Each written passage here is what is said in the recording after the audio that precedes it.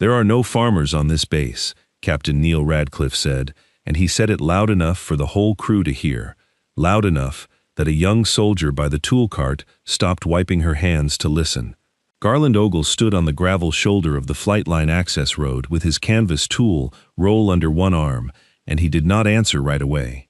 Before anyone explains anything, Garland asks the gate guard one question: whether airframe 441 is still on the flight line and whether it has ever been renumbered. That question was already an hour behind him now, asked and half answered, and this was the price of it: a captain in a pressed uniform pointing back down the road like he was swatting at livestock. "This is a controlled area, sir. Restricted." Radcliffe said sir the way some men say boy. "I don't know how you got past the gate, but you're going to walk back through it." Garland's shoulder would not rise past his chest, so when he shifted the tool roll, he turned his whole body to do it. Slow, economical, like a man conserving something he'd learned the price of years back. He looked past the captain at the grounded Blackhawk sitting dark and silent on its pad, rotor blades drooping, a yellow caution tape strung around it like a wound somebody had bandaged and then walked away from. "I asked the gate a question," Garland said. "Nobody's answered it yet. You're not owed an answer. You're owed a ride off this base if you don't turn around." A few of the maintenance soldiers had drifted closer, grinning the grin. Young men grin when they think they're about to watch somebody get put in his place. Radcliffe fed off it a little, chin lifting. "What is it exactly you think you're doing out here? Farmers don't fix helicopters." "No," Garland agreed. "They don't. That should have ended it." It would have ended it if the radio clipped to a nearby soldier's vest hadn't crackled to life just then, a controller's voice flat and fast over the static. "Inbound Blackhawk. Tail number requesting priority landing at Fort Hollis," transmitting a request that made the young radio operator go quiet and look up from the handset like the words had weight. The transmission asked, by name, whether a civilian named Ogle could be located and held on the field. The grins died first. Radcliffe's did not die so much as freeze, caught mid-shape, his mouth still arranged for the joke he'd been about to make. Garland did not smile. He did not straighten up in triumph or look around to see who'd heard. He only turned his head toward the sound of a rotor beginning to resolve itself out of the sky to the east, a bass note under the wind, and something in the plainness of his attention, a man listening to an engine the way another man might listen to a favorite hymn, told the young soldiers watching that whatever this was, it had started long before today. If you've ever been the one nobody thought to ask, you already know what happens next. The tool roll stayed under Garland's arm, unopened. Radcliffe's hand had gone to his laminated readiness card, out of habit, fingers finding its edge without looking, the way another man might reach for a rail on a ship that had started, without warning, to move.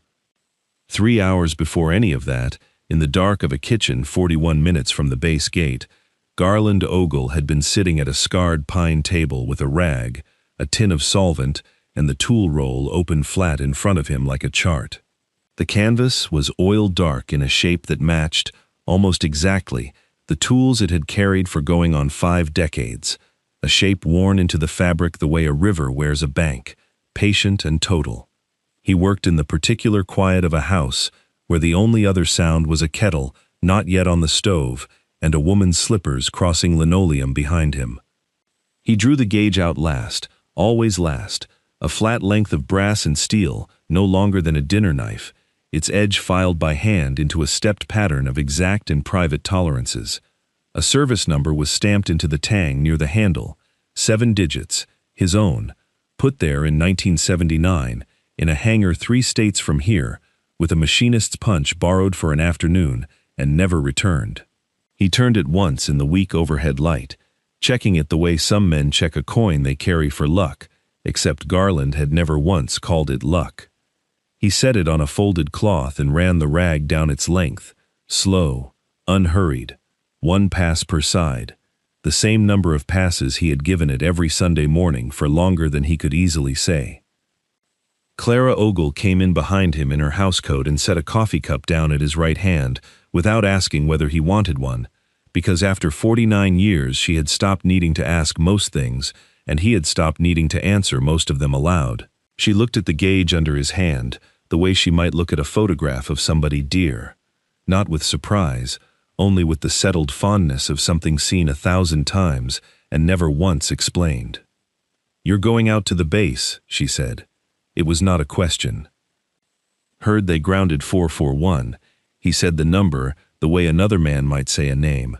Wanted to see if it was true. She didn't ask him why a number on a helicopter still mattered to him 33 years after he'd hung up his own flight suit for the last time. She refilled her own cup, sat across from him, and let the quiet do what quiet had always done in that kitchen, carried the things neither of them needed to put into words. Outside, the sky over the soybean rows was still more black than gray, the cold pressing at the window glass, and somewhere past the tree line, a rooster at the neighboring place had already started its ragged complaint about the hour. Garland rolled the gauge back into its place in the canvas, wrapped the roll twice, and buckled it. He drank half his coffee standing, the way he'd done every working morning of his life, then shrugged into a barn coat, patched at both elbows, and buttoned his collared shirt to the throat, though the day would likely warm past needing it. Clara walked him as far as the porch, arms crossed against the chill, and did not tell him to be careful, because in 49 years she had learned that telling Garland Ogle to be careful was like telling a level to be level. He simply was, in the ways that counted. The drive to Fort Hollis took 26 minutes on roads he had driven longer than the paint had lasted on his truck, past the turnoff to his own 140 acres, past a grain silo leaning slightly the way it had leaned for a decade, until the perimeter fence rose up gray and orderly against the brightening sky. The gate guard was young, maybe Otis's age would have been if 14 years hadn't happened, and he looked at Garland's civilian license with the particular caution of somebody who has been told, more than once, to take nothing for granted. "Can I help you, sir?" "I heard you've got an airframe grounded. 441. Garland said it plainly. No weight added, though the number cost him something to say, and the guard could not have known that. Wondering if she's still on the flight line, and whether she's ever been renumbered. The guard blinked, uncertain whether this counted as the kind of question he was trained to answer. "I'd have to check, sir." "Check then," Garland said, and waited, hands loose at his sides, the tool roll resting against his leg, like something that had always belonged there. An hour earlier, on the same flight line Garland would soon be ordered off of, Captain Neil Radcliffe had been standing in front of his own company, conducting an unrelated readiness inspection, and there had been nothing false about what the soldiers watching him felt in that moment. He moved down the line of parked airframes with a clipped, exacting rhythm, calling out discrepancies before his sergeants had finished pointing at them, catching a hairline crack in a rotor cowling that 2 junior mechanics had walked past twice. He quoted his company's diagnostic pass rate from memory, 94.3% over the quarter, and he said the number the way another man might quote a batting average he was proud of, because he was. Whatever else Radcliffe was, in that hour, in front of that crew, he was good at the part of the job that could be measured, and the soldiers around him respected that, the way soldiers respect anything real. It was only afterward, walking his sergeants back toward the hangar, laminated card still open in one hand from habit, that he came across the man in the canvas coat, standing at the fence line near the grounded aircraft, and something about an old civilian this close to a restricted pad struck him as an opportunity too easy to pass up. "Careful, we've got a farmer wandered onto the flight line," Radcliffe said to his sergeants, loud enough to be a joke, and 2 of them laughed the obligatory laugh of people who work for the man telling it. Specialist Darcy Mosier did not laugh. She stood near the tool cart with a rag in her hand and watched the old man's face for the flinch that never came. "Sir, this area is restricted to authorized personnel only, per base access policy," Radcliffe went on, warming to the recitation now, each clause delivered like a man reading regulation off the inside of his own skull. Section 4, paragraph 2. "I don't care what business you think you had at that gate. Told the guard I wanted to know if 441 was still here," Garland said. He didn't seem to know the answer yet. "That's not information for civilians." Radcliffe's voice sharpened, the joke curdling into something with an edge on it now that the old man hadn't performed the retreat he was owed. "You need to turn around and walk back to your vehicle, sir, or I will have you escorted." Darcy shifted her weight, glancing between the captain and the old farmer, and something about the stillness in the man's face bothered her in a way she couldn't yet name. Not fear, not defiance, something closer to a man, watching weather he recognized, building on a horizon everyone else had stopped watching. "Last chance," Radcliffe said. "There are no farmers on this base." Garland looked at the drooping rotor blades over the captain's shoulder a moment longer than he looked at the captain himself, and it was that, the length of the look, not its content, that made Darcy Mosier's stomach turn over, quiet and certain, the way a gauge needle drifts before anyone reads the number. The grounded Black Hawk sat on its pad under gray morning light with its cowlings open like a chest laid bare for an exam nobody had finished performing, and Garland was allowed to stand near it only because the radio call had made him, for the moment, an unresolved question rather than a settled one. Radcliffe kept him at 20 feet, arms crossed, laminated card tucked under one elbow, while two of his sergeants ran a portable diagnostic unit through its paces against the rotor head, a boxy gray scanner, with a screen that painted the aircraft's vital signs in green scrolling numbers, torque values and vibration frequencies, and stress readings cascading past, faster than a civilian eye could follow. "Full pass," the lead sergeant called out after 4 minutes. "No fault codes. Whatever grounded her, it isn't showing up on anything we've got." "Run it again," Radcliffe said, not looking away from Garland as he said it, as though the old man's presence were itself a variable he needed controlled for. They ran it again. The screen scrolled the same green numbers, clean and unbothered, the way a patient's chart might read perfectly healthy the morning before a heart gives out. Garland watched the rotor head itself, rather than the screen. Watched it the way a man watches a horse he suspects is favoring a leg nobody else has noticed yet. Patient, unhurried, giving it time to show him something it hadn't shown anyone else. "She's fine," one of the young soldiers said, relief plain in his voice. "Scanner's clean. Has to be something in the flight controls or pilot report error." Garland said nothing to that. He crouched instead, slow, weight settling onto one knee, the bad shoulder keeping him from reaching across his own body, so that he turned instead, angling himself square to the housing before he moved his hand at all, and studied the fastener ring at the base of the rotor mast without touching it. "Sir, back away from the aircraft," Radcliffe said, more out of habit now than heat. Garland didn't back away. He also didn't advance. He held his position at the edge of the maintenance stand, close enough to see, careful enough to give no one cause, and after a long moment, he turned his head toward Darcy Mosier, who was logging scanner data on a clipboard a few feet off. "That dampener bolt," he said. His voice was quiet, pitched for her alone, though a stillness had settled over the little crowd that made quiet carry farther than it should have. "What's your torque spec calling for on that particular fastener, and where'd the part come from?" It was such a plain question that Darcy almost answered it without thinking, the way she'd answer any technical question from a superior. She flipped back through her clipboard pages to the part number, found it, read it once, and then read it again, because something about the manufacturer code stamped beside the spec didn't match anything she recognized from the current parts catalog, a font and stamp style that looked, she realized with a small cold drop in her stomach, older than the rest of the aircraft's documented service history. She started, and stopped, because she did not yet have words for what was bothering her, only the bother itself, sitting under her ribs like a held breath she hadn't decided to take.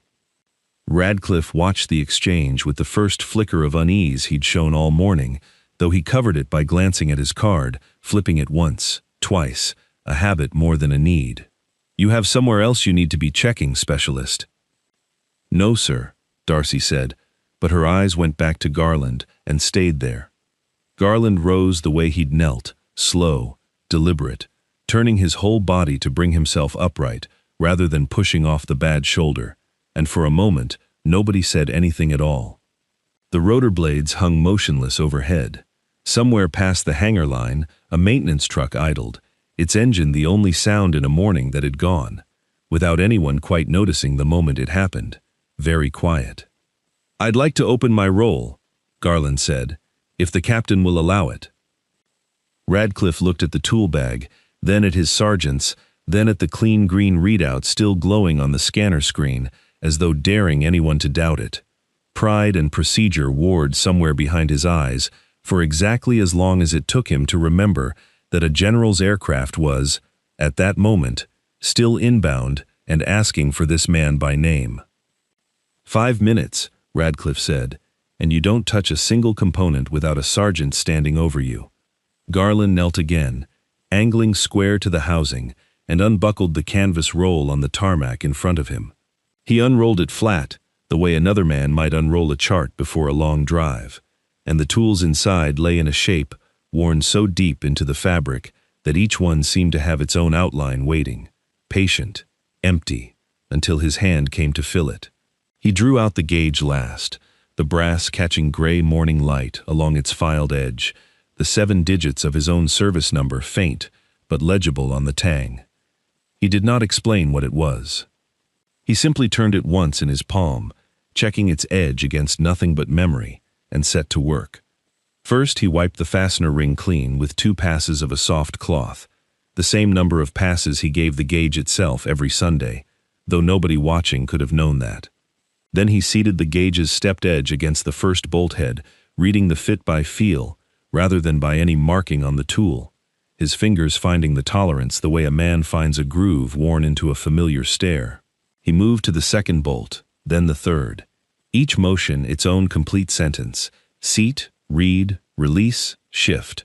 Performed in an order that had not changed, Darcy would learn later, since 1979. At the 4th bolt, his hand stopped.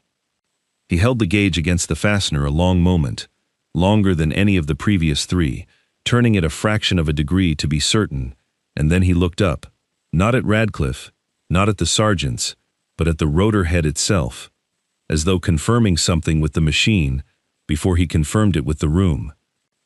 "This one's out," Garland said, 60,000th shy of spec on the shoulder seat. "Your scanner reads torque and vibration.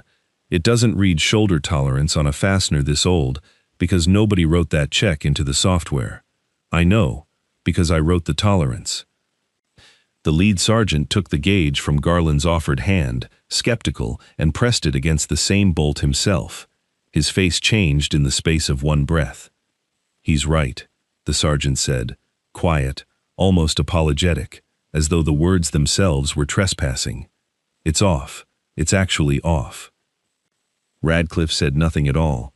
He looked at the scanner's clean green readout, then at the small brass gauge in his sergeant's hand, then at the old man in the patched barn coat kneeling on his flight line, and for the first time that morning, his laminated card stayed exactly where it was, tucked and forgotten under his arm. The maintenance log for airframe 441 came up on a laptop screen 40 minutes later in the hangar office, called up by Darcy at Radcliffe's clipped instruction, and it was Darcy who noticed first that the part number for the out-of-spec dampener bolt carried a stamp code that did not exist anywhere else in the current supply catalog. She cross-referenced it against 3 years of records without finding a match. Then, on a hunch she could not have explained aloud, searched the base's archived accident files by component code rather than by date, and the search returned exactly one result. The file was 14 years old. It carried a case number, a redacted narrative, and a records retention seal that flagged it as sealed under a review classification Darcy had never before had reason to look up. She turned the laptop toward Radcliffe without a word. Because there are some findings a junior soldier does not want to be the one to say out loud first. Radcliffe read the flagged case number twice, then tried the file himself, entering his own credentials, and the screen returned the same result: access restricted, pending records office release. He was a captain with 3 years commanding this company, and every access code that came with it, and the base's own bureaucracy would not let him open a document connected to the very airframe grounded under his authority. "That's a sealed accident file," he said, to no one in particular, and something in his voice had lost the crispness it carried an hour earlier at the fence line. 14 years old, same component signature. He looked at Garland, who stood a few feet off near the hangar door, tool roll rebuckled under his arm, watching the laptop screen with the stillness of a man who had already known, before the search ever ran, exactly what it would find. I asked the gate guard about renumbering, Garland said quietly, because a man does that when he wants to bury a part's history under a new tail number instead of a new part. Nobody in the room asked him how he knew to ask that. Nobody, yet, wanted to hear the answer. It was Darcy who took the next call, a routine transfer from the base contracting office that arrived on the hangar landline not 10 minutes later, and she listened to it with her pen frozen over her clipboard before she set the receiver down slowly and looked at Radcliffe with an expression that had gone entirely flat. "Sir, that's the contracting office. They're saying Major Ellis Prescott is pushing to move up the decommissioning ceremony for 441, wants her at the salvage yard within the week. He's citing budget and airframe hours." She paused. "He's not even active duty anymore, sir. He's a consultant for the vendor." "Which vendor?" Radcliffe said, though his voice suggested he already suspected the shape of the answer even before it arrived. "The one that made the dampener part," Darcy said. "The one whose stamp code doesn't match our current catalog." Radcliffe looked at the grounded aircraft through the hangar's open bay doors, its rotor blades still drooping under the gray sky. And for the first time all morning, his jaw did not carry the set of a man certain of his own procedures. He looked, instead, like a man discovering that a door he had walked through 100 times had a second, smaller door behind it, one he had never once had reason to check for a lock. "Ceremonies in 2 days," he said. 1,100 hours. After that, she goes to salvage, and the rotor assembly's under contract to be broken down inside the week. "Then we don't have 2 days," Darcy said. "We have about a day and a half before nobody can ever open that rotor head again." Garland had not moved from his place near the hangar door, and when he spoke, it was in the same unhurried register he'd used at the fence line that morning, though something in the room had shifted enough now that no one thought to call it a farmer's voice. "Somebody buried this once already," he said. 14 years is a long time to keep a thing quiet. Man who did it isn't going to let a record seal be the only thing holding the door shut. Outside, past the hangar's open bay, the sound that had been building at the edge of hearing for the better part of a minute resolved itself fully into the deep, double thud of rotor blades cutting air. Closer now, low, coming in on a direct line for the flight line rather than circling for approach. The unmistakable urgency of an aircraft that already knew exactly where it meant to land. The Black Hawk came down on the pad outside the hangar in a wash of grit and noise that scattered a stack of paper cups off a nearby cart and sent every soldier in earshot to something close to attention out of pure reflex. Its markings, once the dust settled and the rotor wound down through its long mechanical sigh, identified it as the garrison commander's aircraft, and the door slid back to reveal a man in his late 50s, silver at the temples, a colonel's insignia catching the gray light, stepping down onto the tarmac with the particular economy of someone who has climbed in and out of 100 such aircraft and stopped needing to think about how. Colonel Harlow Westbrook did not look at Radcliffe first, though Radcliffe had already begun to square himself up for the greeting a garrison commander was owed. He did not look at the grounded airframe either, though it sat not 40 yards distant with its cowlings still open. He crossed the tarmac in a straight line toward the hangar door, boots loud on concrete, and he stopped 3 feet from the old man in the patched barn coat, and for a long moment he did not say anything at all. He reached instead into his flight suit's breast pocket and drew out a small, worn strip of woven fabric, a name tape gone soft and gray with age, and he held it out on his open palm without a word, as though setting down a weight he had carried so long he'd stopped noticing its shape until this exact moment required him to feel it again. Garland looked at the name tape. He did not take it. "You kept that," Garland said. 31 years, Westbrook said, and his voice, when it came, had lost every trace of the command register. "A garrison colonel wears, the way other men wear a uniform. You pulled me out of an airframe that was still burning at the tail rotor, Sergeant Ogle, and you did it with your hands, because the extraction tool had jammed, and you never once put it in a report that it should have been your knee that got you a medal, instead of mine getting me a career." He closed his fingers slowly over the name tape rather than put it away. "I've had this in every flight suit I've owned since. I never once told you that." Radcliffe, standing a few feet off, had begun to say something about protocol, about announcing the colonel's arrival to the company, and the sentence died somewhere in his throat as he watched a garrison commander stand bareheaded in front of a man in a farmer's coat and fail, for a visible moment, to find his next word. "I came because your wife called the exchange line looking for a records officer who'd retired 11 years ago," Westbrook said finally, "and the switchboard patched her, by pure accident, to me. She didn't ask me for anything, Garland. She just wanted to know if 441 still existed. I got in the aircraft before she finished the sentence." "Then you already know what's in that rotor head," Garland said. Westbrook's jaw tightened, and something crossed his face that was not surprise so much as recognition of a debt arriving at a door he had hoped, for 9 years, might never be knocked on. "I know the budget line that put that part on the shelf," he said slowly. "I signed off on the maintenance contract renewal that year. I didn't read past the summary page. Prescott's request came through my office, and I initialed it, because it carried a savings figure, and I trusted the man who wrote it." He looked at the grounded aircraft through the hangar door, at its open cowlings, at the small brass gauge Garland still carried, rolled in canvas under one arm. "My name is on the same authorization his is."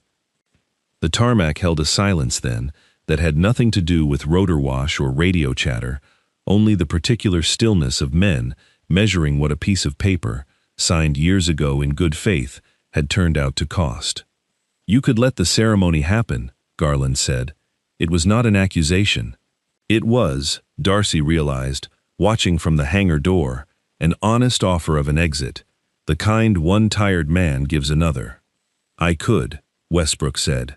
"I'm not going to." He turned toward Radcliffe, and when he spoke again, his voice had recovered its rank, but none of its former distance. "Captain, I want that airframe held past the ceremony date under my direct authority, and I want the sealed accident file from 14 years ago released to this investigation by end of day.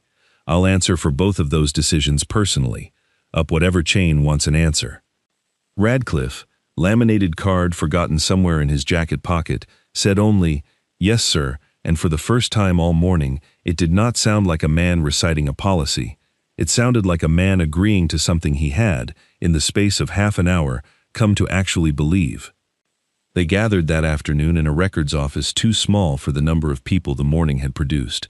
Westbrook, Radcliffe, Darcy with her clipboard, a base legal officer summoned by phone, and Garland Ogle seated in a metal folding chair with his tool roll resting across his knees, unopened now, its work already done.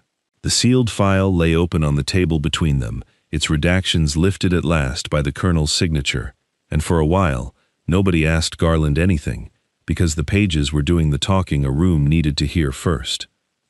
It was the legal officer who finally turned to him and asked, gently enough, why a man who had suspected a mechanical fault in his own son's fatal accident for 14 years had never filed a formal complaint. Garland was quiet long enough that Darcy thought he might not answer at all.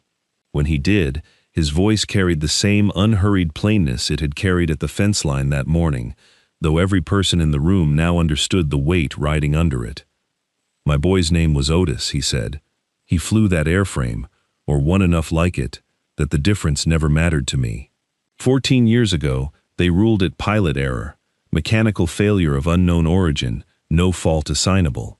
I read that finding more times than I could count, and I knew, in my hands if not on paper, that a part in that rotor head wasn't holding tolerance the way it should.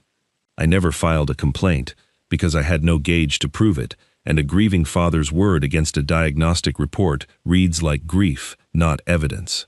I've spent 14 years being the only man alive who believed it, and couldn't say so without sounding like a man who needed somebody to blame." He turned the tool roll over once in his lap, an old habit, before he went on. "I wasn't waiting to catch somebody," he said. "I was waiting to be the one who finally looked. Man that grounded this morning's aircraft did his crew a favor without knowing it. Now, I've got a working rotor head with the same fault sitting in front of people who can read a sealed file. That's not revenge, that's just somebody finally checking." Radcliffe, across the table, had said very little through the whole account, and when he spoke it was not to defend the scanner, or the pass rate, or the readiness percentage he'd been so proud to quote that morning. "Sir," he said to Garland, the honorific arriving now, without any of the mockery it had carried at the fence line. The software in that scanner was written to the same diagnostic standard used 14 years ago. Nobody ever wrote a manual shoulder tolerance check into it, because nobody flagged it as necessary. I would have signed off on that airframe today the same way that report signed off 14 years ago. My crew would have missed it. I would have missed it. He looked at the laminated card he'd finally pulled from his pocket, turned it over once, and then set it flat on the table rather than flip it. "I'm rewriting the pre-decommissioning checklist tonight. Every airframe scheduled for salvage gets a manual fastener pass by someone trained to do it by hand before it ever leaves this base again." Darcy, who had spent the better part of the afternoon bracing for a reassignment memo she was fairly sure her flag discrepancy report had earned her, watched Westbrook glance at her clipboard, then at her, with something that looked almost like approval. "Specialist Mosier's report is what opened this file," Westbrook said. "She stays exactly where she is, and her name goes on the corrected finding alongside Sergeant Ogle's, for the record." He said Sergeant, not Mr., deliberately, and Garland did not correct him. Nobody in the room asked Garland for anything further. He gave his testimony once, plainly, without raising his voice past what the room already required, and when the legal officer asked if he wanted anything added to the corrected finding as a personal statement, Garland shook his head once. "Just get it right this time," he said. "That's all I ever wanted from any of you." 6 weeks later, the corrected finding on the 14-year-old accident was filed with the base records office and forwarded, per Westbrook's order, to the family notification list, and airframe 441 did not go to salvage. It sat instead under a covered maintenance shed near the base museum annex, rotor head intact, scheduled for preservation rather than the melting furnace a contract had once promised it. Its case number, attached now to a training module every incoming maintenance officer at Fort Hollis would study before touching a wrench. Major Ellis Prescott's consulting contract with the vendor was quietly terminated inside a month, the paperwork for that decision considerably less quiet than the paperwork he'd once buried. Captain Neil Radcliffe's rewritten checklist became, within the same season, standing procedure across 2 other airfields in the region, and it was Darcy Mosier's name, alongside his, that appeared on the training memo that made it official.